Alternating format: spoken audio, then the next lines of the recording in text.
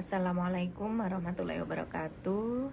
Selamat pagi semua saudara-saudara muslim di seluruh dunia, khususnya yang ada di Indonesia. Selamat siang mungkin di sana ya.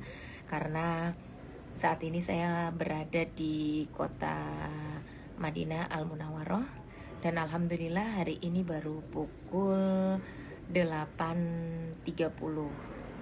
Alhamdulillah di hari kedua perjalanan ibadah umroh kami.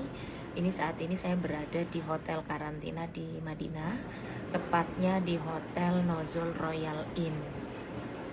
Jadi sedikit akan saya berbagi cerita kepada calon jamaah umroh di seluruh Indonesia, khususnya untuk calon jamaah umroh PT Buana Sentosa Utama. Untuk umroh sendiri, alhamdulillah Indonesia sudah mulai diperbolehkan mengirim jamaahnya. Dan yang pertama sekali kemarin adalah di tanggal 23 Desember tahun 2021. Dan keberangkatan saya beserta keluarga adalah di tanggal 12 Januari tahun 2022. Ya, baru hari kemarin. Nah, saya akan bercerita sedikit tentang bagaimana perbedaan antara umroh sebelum pandemi dengan pada saat pasca pandemi. Perbedaan yang pertama yang kemarin saya rasakan adalah satu, dari segi administrasi ini juga banyak sekali yang harus dipenuhi, yaitu bagi calon jamaah umroh yang saat ini vaksinnya masih Sinovac, ini juga harus ada boosternya.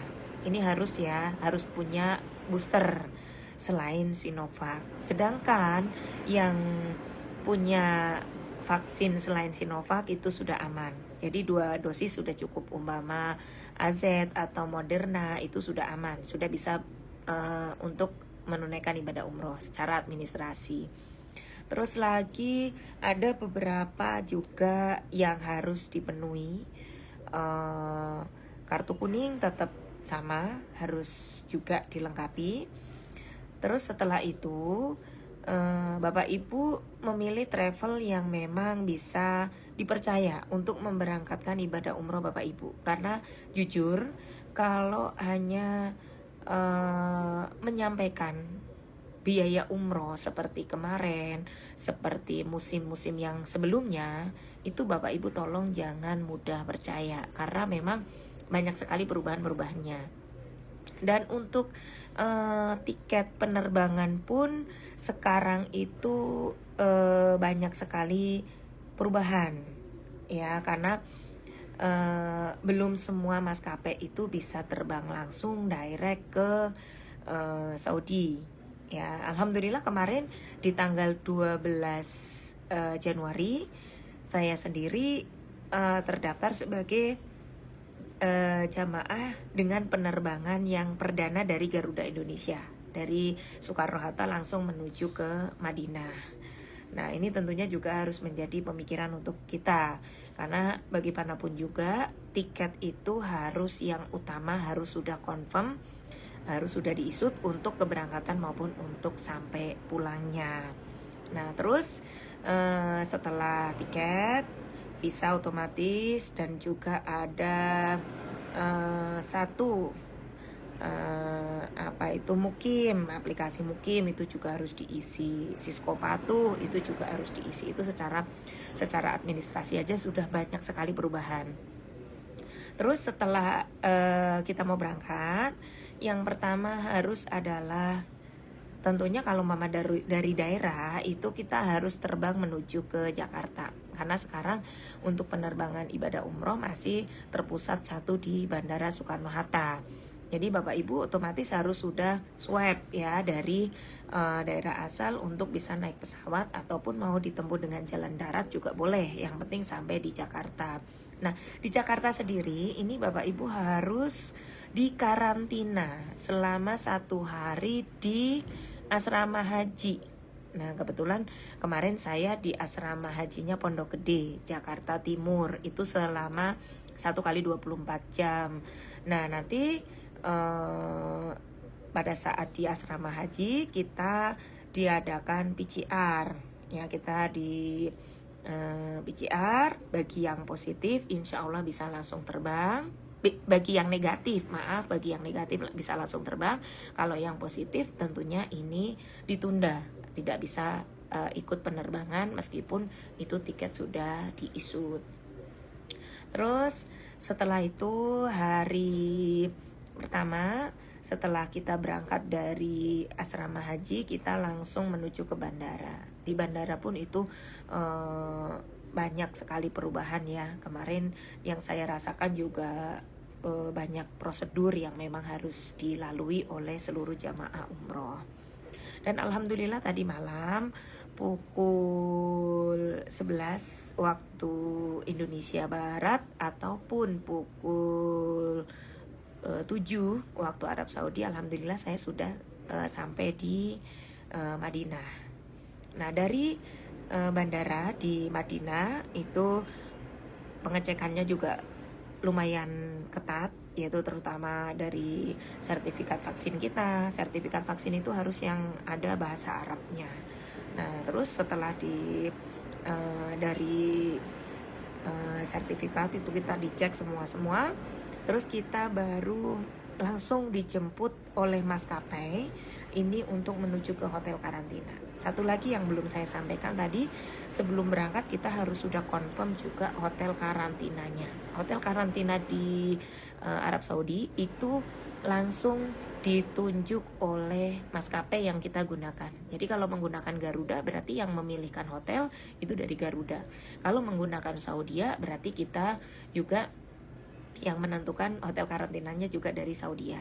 Jadi begitu kita sudah landing, kita cek imigrasi, kita ada beberapa pengecekan administrasi, kita langsung dijemput oleh pihak Garuda Indonesia, karena kemarin saya pakai Garuda Indonesia, untuk menuju ke hotel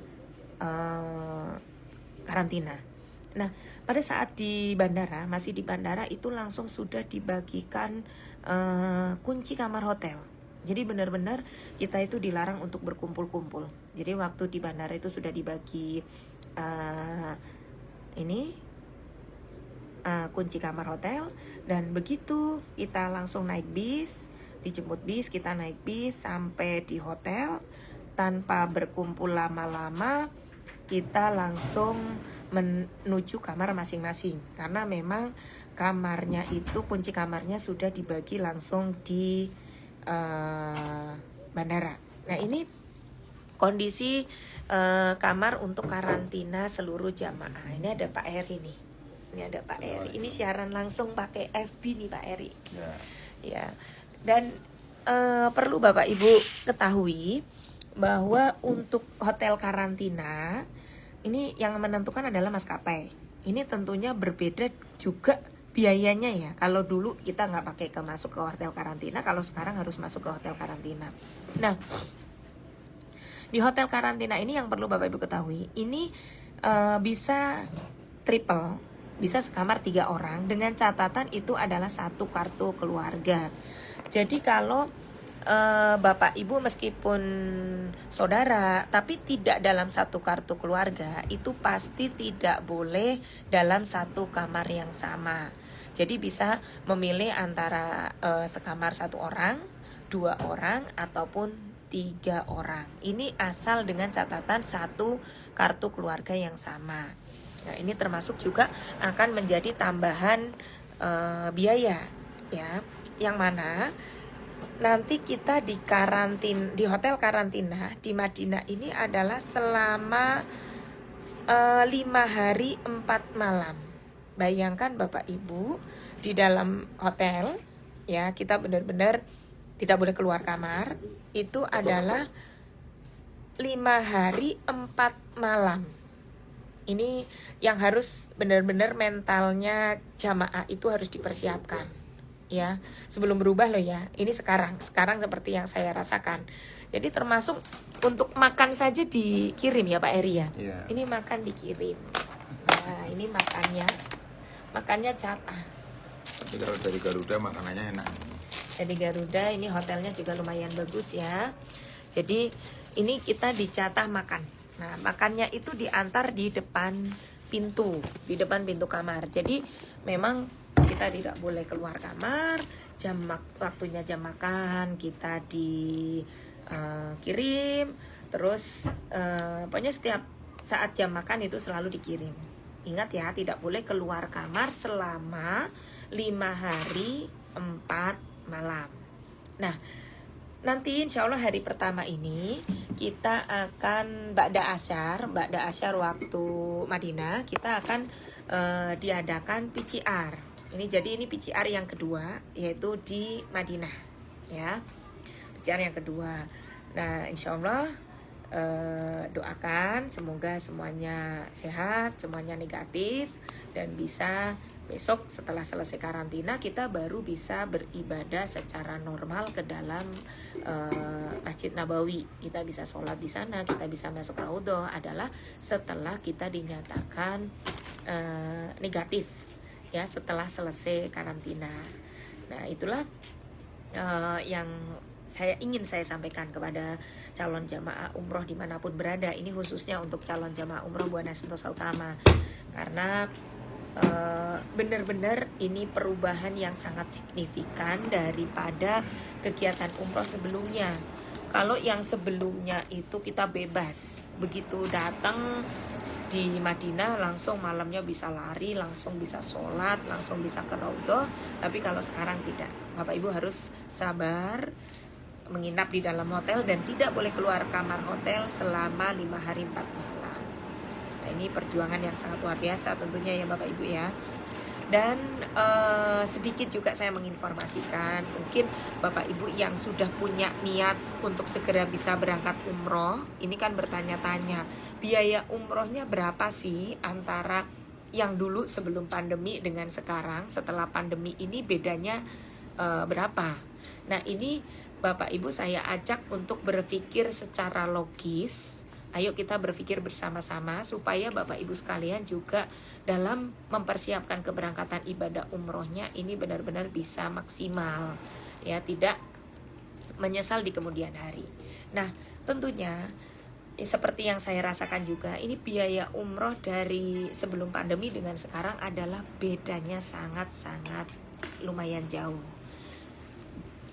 Kalau dulu ibadah umroh normal, begitu sudah terbang langsung di hotel Madinah, langsung ke Mekah, pulang, itu sudah normal.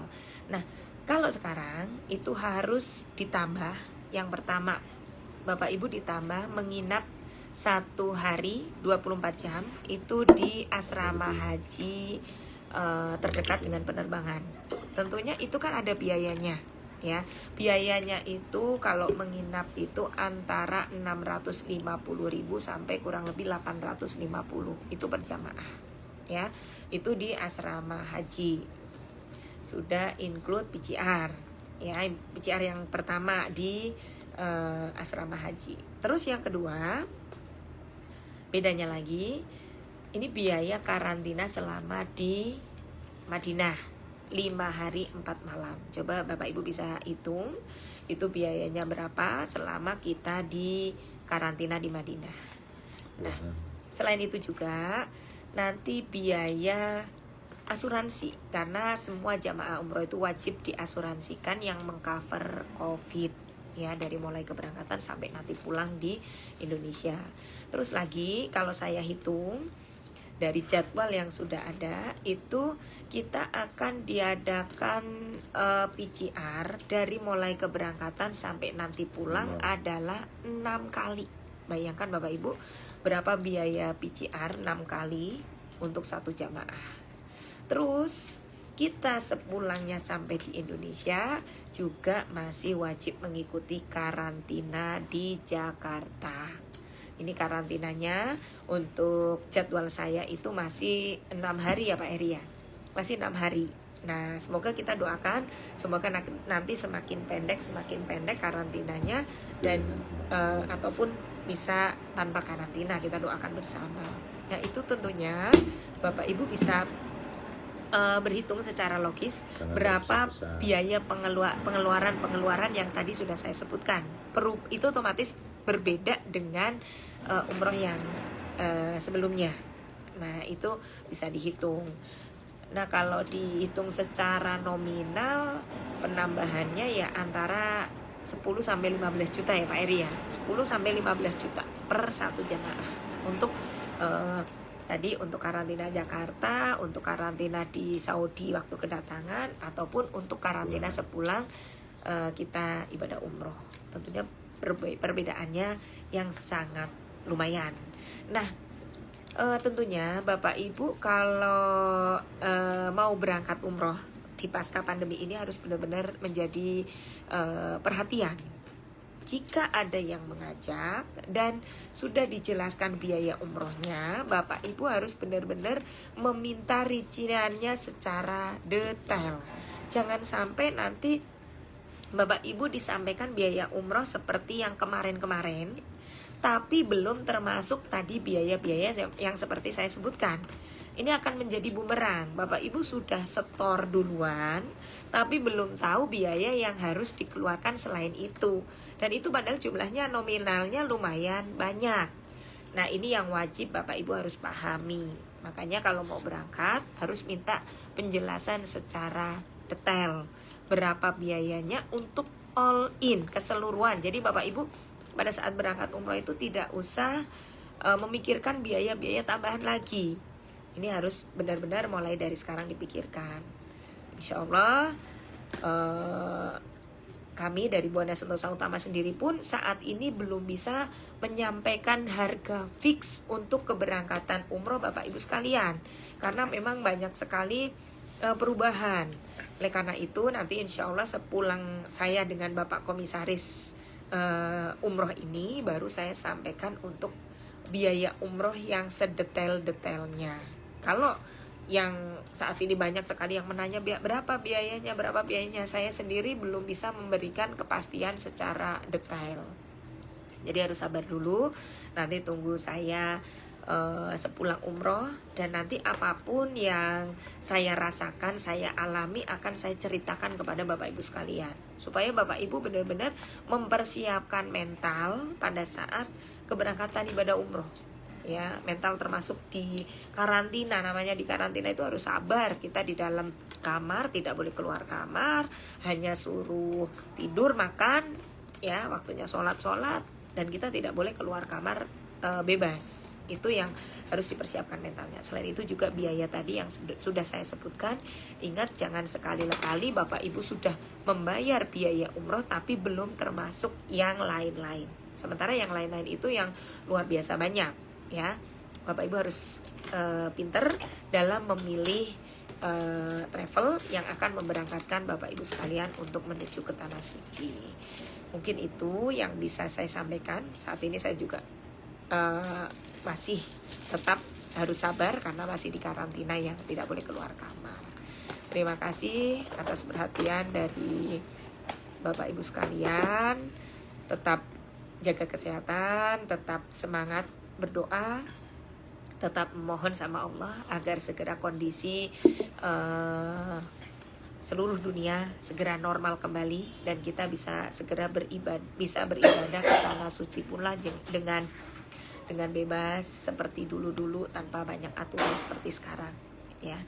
Mungkin itu yang bisa saya sampaikan. Banyak kurangnya mohon maaf yang sebesar-besarnya. Akhir kata, wabillahi taufik wal hidayah. Wassalamualaikum warahmatullahi wabarakatuh.